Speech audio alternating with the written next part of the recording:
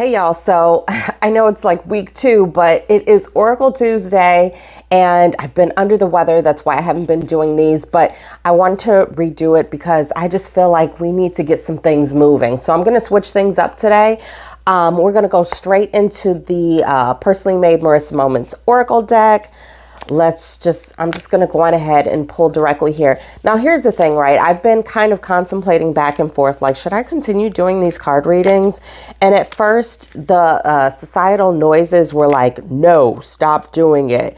And I was condemning myself, right? Because I felt like I was under the condemnation of so many others to kind of stop doing what I felt compelled to do. So I had to like check myself. Now, of course, God put me in the corners too, as well, to say, okay, you want to figure out what you're supposed to do and who you're supposed to be and all these things. And then I caught COVID. Listen, y'all, it was the first time ever in, I don't know how many years has COVID been a thing, but I caught it and I was in quarantine for like a week and it was just not fun, right?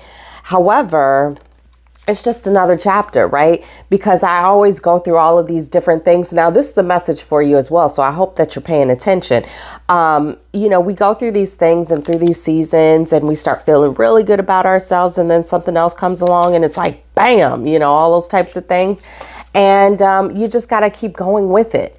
And especially when we get into those contemplative spaces where we're like, Lord, just show me, what am I supposed to do? Especially when the outside world feels like it's pushing in on us, right? And trying to push us into the boxes that they have already predetermined us to belong in. That's when things got to be shushed out, silenced, all those things. So that way we can reconfirm it through God and not through common man, right? Now, yes, I did pick some cards. It says, how can you pivot and change the outcome? How can you pivot and change the outcome? Now, what I received behind this reading just overall is that we're just in a very contemplative space, right? You may find yourself hearing a lot of the same notions from different people, right? And oftentimes what I receive is that we feel like, oh, well, if I'm hearing it from multiple sources, then that must mean it's true. That must mean I need to pay attention. But what God is saying is that it's a test to see if you're going to put the words of man over his words, right? And sometimes we have to get into that isolated space, into that quiet, contemplative space where we can actually discern what they are saying, right? Because society will tell you, you got to be demure, right? All those things, because we're talking about trends and we're talking about how we're trying to make cookie cutter images of all the people of the world, when in fact, God is saying, I made you this way. I made you the way you are for a reason. You know when it's time to move on. Look at that. So it's like we often get in our heads about what should I be doing now, God? What should I be doing now?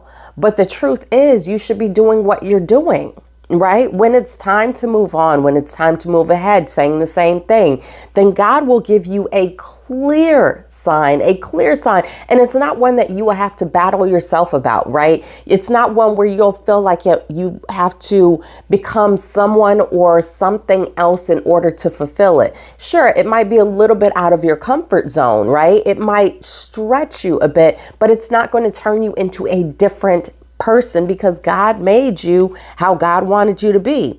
And you don't need validation to recognize truth. Yeah, even when it comes to me saying these things, you didn't need to hear me say these words for you to understand your own divine truth, right? Just go within. Feel like within your stomach, right? Or even your head, your heart, any part of your body, really, that's just your divine compass here on this planet to tell you yes, no, maybe, perhaps, right? So even when it comes down to using what a lot of people will refer to as like a divination tool, to me, this is just a means of communication to kind of allow for that clarity when sometimes I get in my own head and I start to convince myself that what I'm receiving isn't necessarily the truth because everyone out there is so disconnected with the divinity within themselves that there's no way that I could be connected to the divinity within myself, right? Now that's a message for you too. Become your own best friend. Yeah, what God is saying is that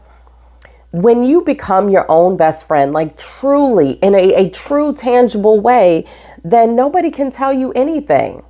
And also too, what I hear is that becoming your own best friend is even deeper than that, because it creates a depth of understanding between your relationship with God, because God is within all of us. And when we become our own best friend, we're able to tap into his voice even more. Now, this is something new because, again, listen, the type of being I am, if you tell me no, I'm gonna do it twice, right? And that's just how God made me. And sometimes it's good, sometimes it's not so good. But anyway, so because people are like, oh, cards are the devil, right? I picked up some new cards. And let's just get into it. So listen. And you want to know what this card says? Give thanks to the Lord, for he is good. His love endures forever, right? Just because somebody uses a deck of cards to communicate with God, as long as we know that we're coming from a good place, as long as we know that we are communicating with him above, as long as we know that we are walking on this healing journey to make sure that we push aside or not even push aside, but heal those pieces of us that resonate with any type of wickedness, right? Any type of feeling of less than, any type of feeling that we are not capable of accomplishing the dreams and visions that he puts on our hearts, then it's okay to have that communication. Sometimes I will look at the sky and the clouds will give me a message from God. Am I using that as a divination tool? It doesn't matter what people think, how you communicate with God.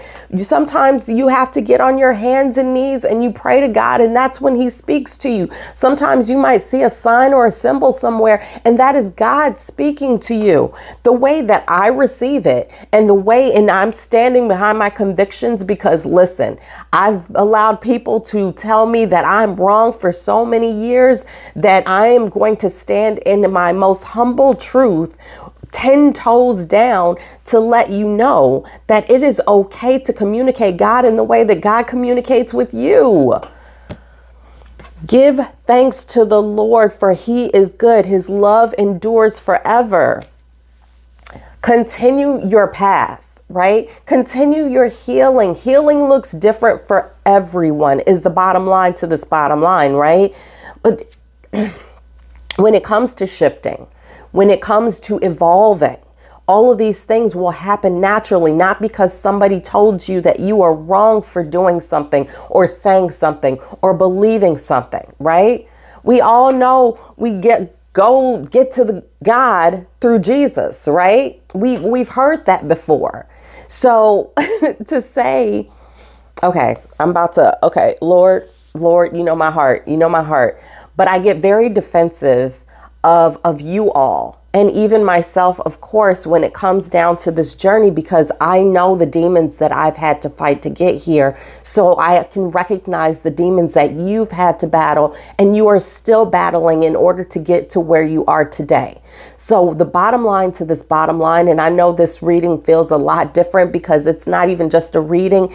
It is a prophecy, right? For you to continue to do the things that you are doing that resonate with you, not based off of what society tells you to do, not even based off of what your bestie over there tells you to do, or what even your preacher or pastor tells you to do, because at the end of the day, these are men, these are people. And when I say men, I'm not negating women. I'm not negating any type of gender, form, or figure. I'm just using that as a generic term to encompass all of us, right?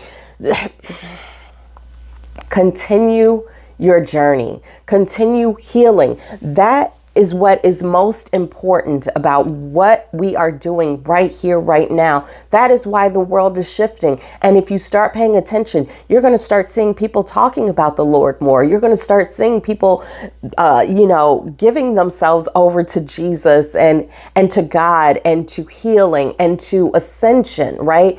You are going to start recognizing that more people are becoming more, dedicated to creating that space for heaven on earth as it is in heaven, right? Everything is evolving and you are right in line. Your journey is beautiful. And when God puts you in that space of seclusion, when God gives you those tower moments, right? And if you know, it's not because you're being punished or anything like that, but it's because he's trying to provide for the things that you actually prayed for that discernment, for that clarity, for that understanding, for that ascension, for that evolution, for all of those things. But it's not going to happen because it's being forced out of you. It's going to happen because you are recognizing what God has put in front of you and you are grateful for it. And you understand that regardless of how you are and whose you are right now, that his love endures forever. So that means he loves you when you're wounded. He loves you when you're healed, all those different types of things. And just continue to grow that relationship with yourself, because in doing so, by healing the relationship within, I feel like God is making me be very specific about these words. You are actually healing your relationship with him. Now,